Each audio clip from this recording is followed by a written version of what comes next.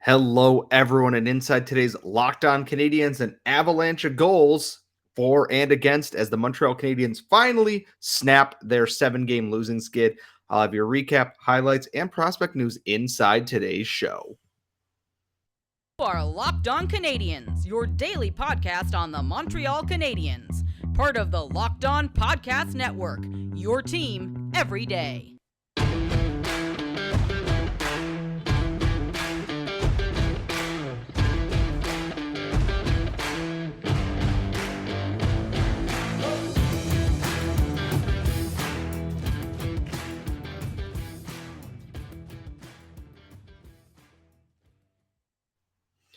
Hello, everyone, and welcome to episode 804 of Locked On Canadiens. This episode is brought to you by FanDuel Sportsbook, the official sportsbook of Locked On. Make every moment more. Visit FanDuel.com/LockedOn to get started today. Thank you, as always, for making us your first listen of the day as well. If you're listening wherever you get your podcasts, we are part of the Locked On Podcast Network, where you get your team every day, and if you're watching on YouTube. Also, thank you so much for subscribing. Please make sure you ring the bell to get notified every time we post a brand new episode. I am your host. I am Scott Matla, and before I jump into the content for today, thank you for bearing with us. Monday night ended up being a little bit more hectic than I had initially planned on. Day job work got in the way of that, so I wasn't able to have the time to put together an episode post Colorado for all of you, our loyal listeners. So thank you so much for bearing with us on that. Inside today's show, we're going to talk about that Avalanche game, the good, the bad, and the more bad. We're going to talk about this Penguins game. We're going to talk about the tank and where they're at. And we've got prospect news, and we've got a prospect expert coming on to record for our Thursday episode. You're not going to want to miss out on that. But let's jump right into things. Monday night, the Montreal Canadiens lose 8-4 to the Colorado Avalanche. They got it as close as 7-4. Still not great. Jake Allen only made 9 saves. He got pulled. Samuel Montembeault kind of got hung out to dry here. It was an ugly game all the way around. Josh Anderson hit 20 goals. Nick Suzuki hit 50 points. Denis Gurianov scored. I believe Chris Weidman scored, but I believe now that goal has been changed to Jesse Olinen. Mike Matheson scored a great goal. There were small, brief moments wiped out by long periods of crap. And I know that's not the most succinct way to describe it, but it is the most accurate way to describe that game against Colorado. The Canadiens did not look good from the hop. Got scored on early, got scored on. They put themselves in such a hole that even their late comeback, where they seemed to get some momentum going, was never going to result in anything. It was an ugly, ugly game at the Bell Center. Arturi Lekkonen's return was heartwarming. Maybe the first time a goal has ever been cheered that loudly for an opposing player at the Bell Center. He had 2 in that game, set a new career high in goals. And then because everyone tangentially tied to the Canadian Stanley Cup final team, he broke his finger and is out 4 to 6 weeks. If you are a player who has played for the Montreal Canadiens in the last 18 months, please contact your lawyer. You're probably due financial compensation at this point for your injuries. Not a good game. Rem Pitlick got banged up, had to be helped off, did not come back, went to the hospital, traveled with the team. The Rocket, they did not call up anybody from the Rocket for the game against Pittsburgh. They traveled to Pittsburgh after that game against Colorado. And they all spoke about the need to get right, that having egg on their face was not how they wanted to end that homestand. Losing 7 games in a row is tough on players. It's hard to talk competitive people out of winning games. And they went into the Pittsburgh game, and I'm like, okay, they can complete the season sweep over the Penguins tonight. Let's see what happens. And the Penguins scored 18 seconds into the game. And then they scored shortly after that. And it was 2-0. And I was writing the show description. I was writing the Rating the Tank article for Eyes on the Prize, ready to just pour a double of bourbon and watch the rest of this game in peace. And then something weird happened. Tristan Jarry, the starting goaltender for the Pittsburgh Penguins, suddenly forgot how to stop a single puck that was directed in his direction, for lack of a better phrase there. That played out a lot better in my head. Mike Hoffman scores to make it 2-1. Jesse Olonen rips one bar down from the point. Denis Gurianov from behind the net. Alex Belzile feeds him. Gurianov goes skate to stick to backhand to roof of the net. And then Joel Edmondson, before the first intermission, makes it 4-2. And then the Canadiens went up and they blew the lead. They gave up 2 goals. The power play, again, terrible. It's operating at what might be close to 55% right now during their last 8 games. It's not good. The Penguins' only offense truly came from that. And then the Canadiens, against Casey DeSmith, who replaced Tristan Jarry, found a bit of luck. And this came from Justin Barron, who had a cracker of a game in this one. He sent a saucer pass diagonally through the neutral zone and hit Anthony Richard in stride. Not an easy thing to do, since Anthony Richard might be the fastest guy on the Canadiens this year, maybe save Denis Gurianov. And as Richard breaks in, he just roofs one by Casey DeSmith. It is 5-4. And then the Canadiens, they are holding on. They are holding on. They are holding on. They're the Homer Simpson against Dredrick Tatum, just getting beat up. And then the talking cactus says, you got to take a punch. And with the net empty, Josh Anderson makes it 21 goals on the season with an empty netter to seal the win. This game was terrible for the Tank all across the board. They earned 2 points in regulation. The Flyers lost, and we're going to talk about that. But at the same time, there's importance in winning games. If you score 4 or 5 or 6 goals in a game, you should win. The Canadiens got good goaltending for the most part. Samuel Montembeault made 38 saves, I believe. The Penguins got approximately -0 goaltending from Tristan Jarry, and it cost them likely the game, even though Casey DeSmith will take the loss despite only allowing 2 goals. Hockey's a funny thing. I'm not even going to look at the deserve to win meter just because I assume it's like 85% Penguins. And I'm not going to look at the stats because it was not a good game. The Canadiens were on a back-to-back. The Penguins were rested in this game, and they were 7-1-1 in their last 9 games. They were playing well coming into this, but the Canadiens took advantage of where the Penguins were weakest. Their defensive group minus Chris Letang, and their line where Jeff Carter is for some reason playing as much as he did. And then they got to their goaltender. They were an advantageous, sneaky team tonight. It wasn't pretty. It was an ugly game. Beautiful goals, mind you. Every goal the Canadiens scored, save for Anderson's empty netter, got progressively better looking as the game went on. Samuel Montembeault had a real strong start. His stats aren't going to reflect that, but without him, the Penguins might have won that game 6-0 or worse. A get-right game is important, as is getting points in the tank here. And I do want to make it clear that you can cheer for this team and be happy when they win games. That's perfectly fine. However, it's also understandable why we want the team to lose. And we're going to get into what the tank standings look like and how the Canadiens can kind of get themselves back in order. And that's all coming up next. But first, as we said, today's show is brought to you by our friends at FanDuel. And with the midway point of the NBA season come and gone, now is the perfect time to download FanDuel, America's #1 sports book. And you want to know why? Because new customers get a no-sweat first bet up to $1,000. That's 1 and 3 zeros. And that's bonus bets back if your first bet doesn't win. Just download the FanDuel Sportsbook app. It's safe, secure, and super easy to use. You can bet on everything from the money line to point scores to threes drained in any game. And if you're feeling real lucky that night, you can combine all of those for a chance at a bigger payout in a same-game parlay. All you got to do right now to get your no-sweat first bet up to $1,000 in bonus bets is go to FanDuel.com/lockedon. That is FanDuel.com/lockedon. And remember, make every moment more with FanDuel, the official sportsbook partner of the NBA and us here at Locked On. We are back here at Locked On Canadiens, and as always, please bet responsibly. We're going to shift things into tank mode a little bit here, and what, the season holds for the Montreal Canadiens going forward after this game.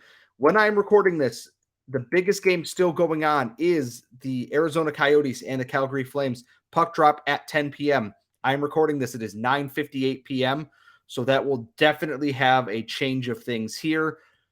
However, as I look at the recent run of Canadiens form here, they've won one game. They are 2-6-2 in their last 10 played. I have Tankathon pulled up behind me. They currently have the 7th best odds at first overall pick. Philadelphia lost 5-3 to the Vegas Golden Knights in regulation. So Montreal with 2 points, 60 total, jumps ahead of both of those teams into 7th place.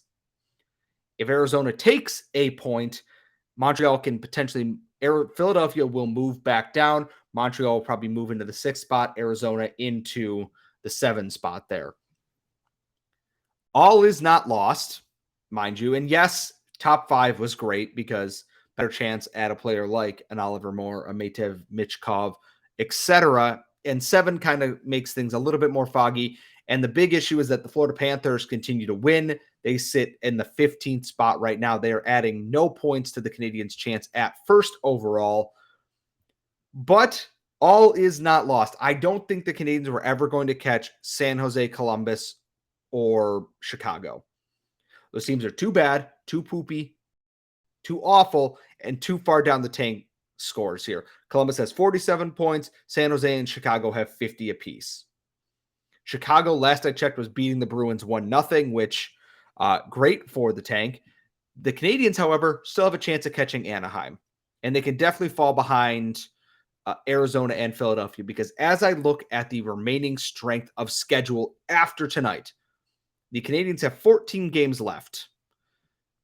In those games, 2 against the Bruins, 1 against the Hurricanes, 1 against the Leafs, 2 against the Lightning, 2 against the Panthers, 1 against the Sabres, 1 against the Red Wings, 1 against the Capitals, and then 1 against the Flyers and 1 against the Blue Jackets.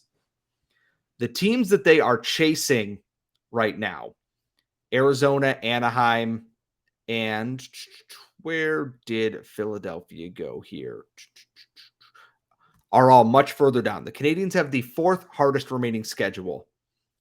Arizona is 25th, Anaheim is 24th, and the Philadelphia Flyers are 20th. On Philadelphia's schedule, they have Columbus, Chicago, the Habs, the Blues, the Senators, and the Red Wings. Arizona has the Sharks, the Blackhawks, the Ducks, 2 games against the Canucks, and tonight's game against Calgary. And Anaheim has Columbus, Arizona, 2 games against the Canucks, 1 game against the Blues, 2 games against the Flames, and 1 game against the Islanders. The Canadiens' easiest 2 games are against other lottery teams. Washington pumped this team for 9 goals. The Red Wings are trying to make a late season playoff push. The Sabres are trying to make a playoff push.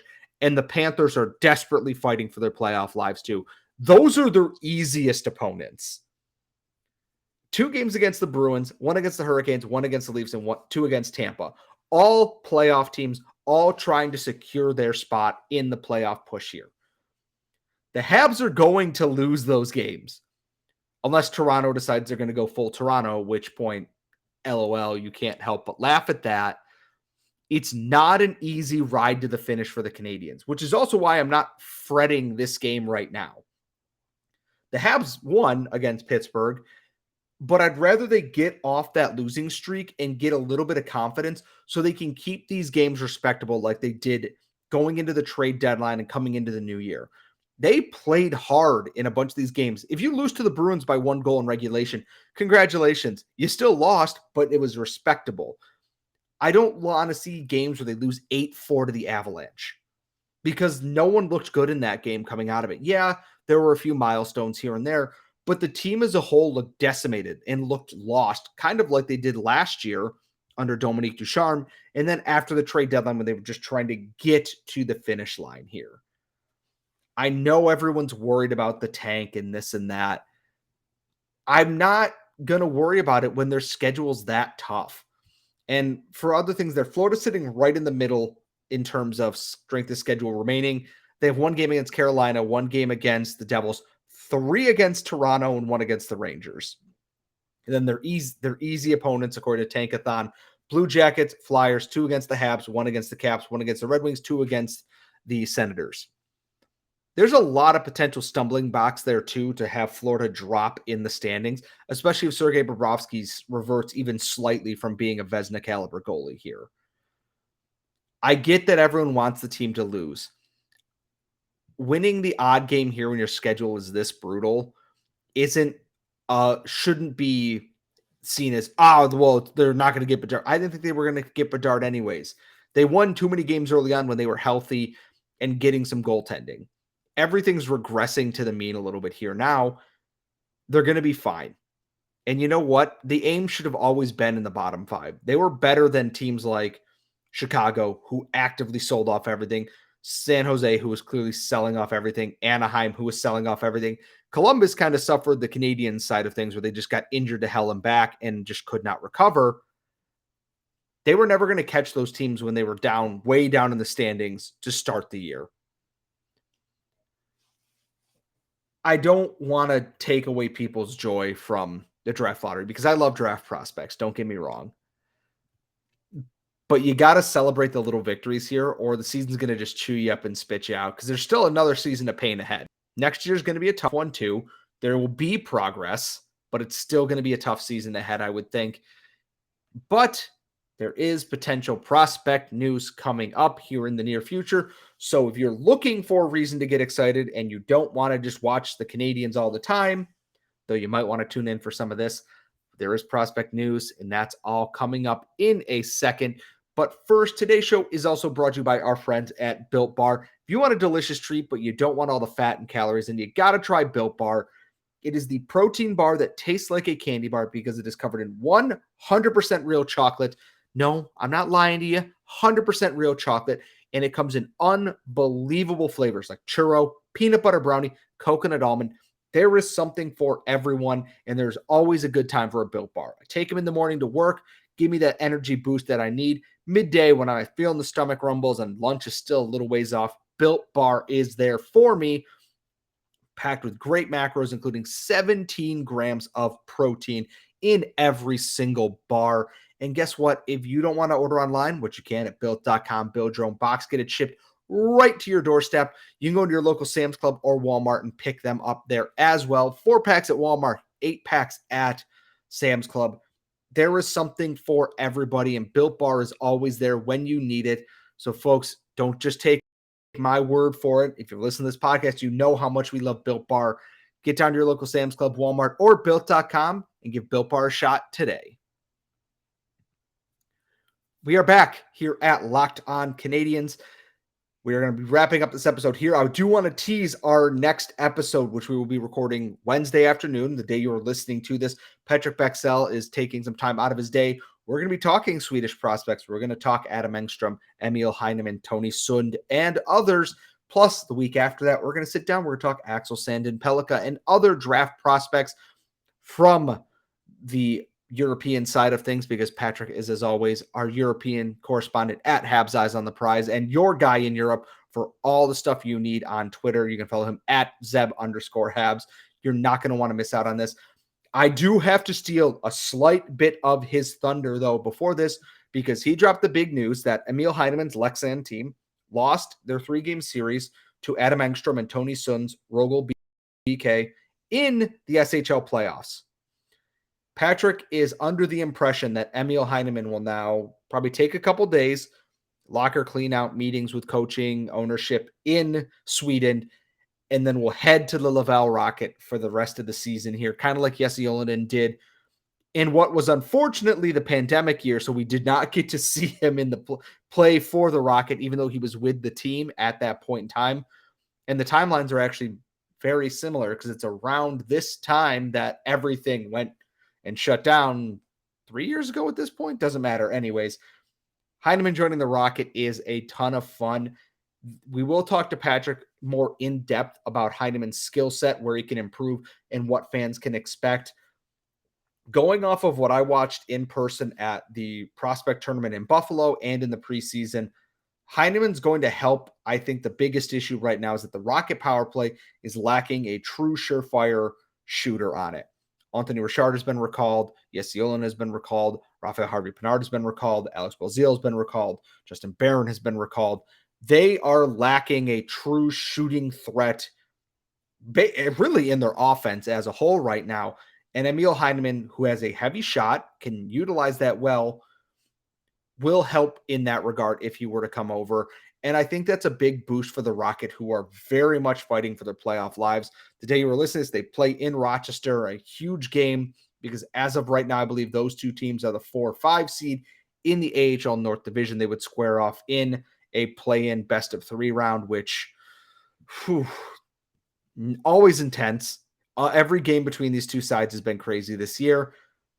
I would like to see Heineman there. I don't think he will be the prospect to join. I think he might be a prospect joining, but that's okay. That's completely fine.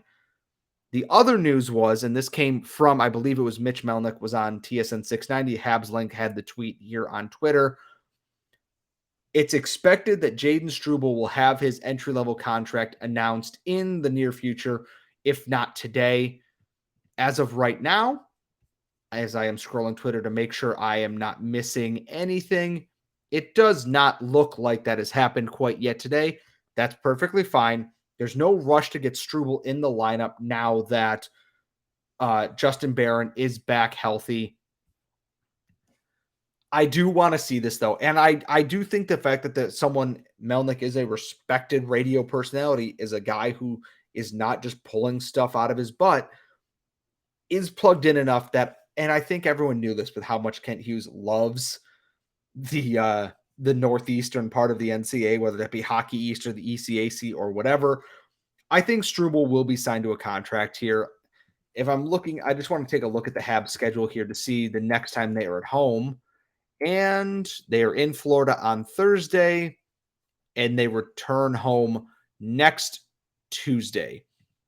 I would not be shocked if Jayden Struble's contract is done sometime tomorrow and he joins the team back in Montreal. It gives him time to get there. I don't think he's going to be flying down to Florida to meet the team. I would expect this contract to be done by the weekend, and it's just another body. And that's a good thing because Lord knows they could use them. Jordan Harris hasn't played this week. I'm sure Joel Edmondson and David Savard are playing banged up at this point. I'm sure, well, everyone is playing banged up at this point, but it's an exciting bit to see what Struble can do. David St. Louis thinks that with his physical traits, he could have a bigger impact than Jordan Harris has had so far. That is not to disparage Harris, who I believe and we both think is a much smarter overall player, but Struble has physical gifts that Harris does not possess. And I think that's a huge, huge opportunity for the Canadiens, or he might go to the Rocket too, which also perfectly fine because presents a nice, mobile, offensively minded option, even if the points weren't there. I talked about this in our Monday episode. There's no real bad situation for him. I am curious to see what other prospect news starts loading in here. I know the Rocket also signed someone to not an entry level deal, an AHL, an amateur tryout.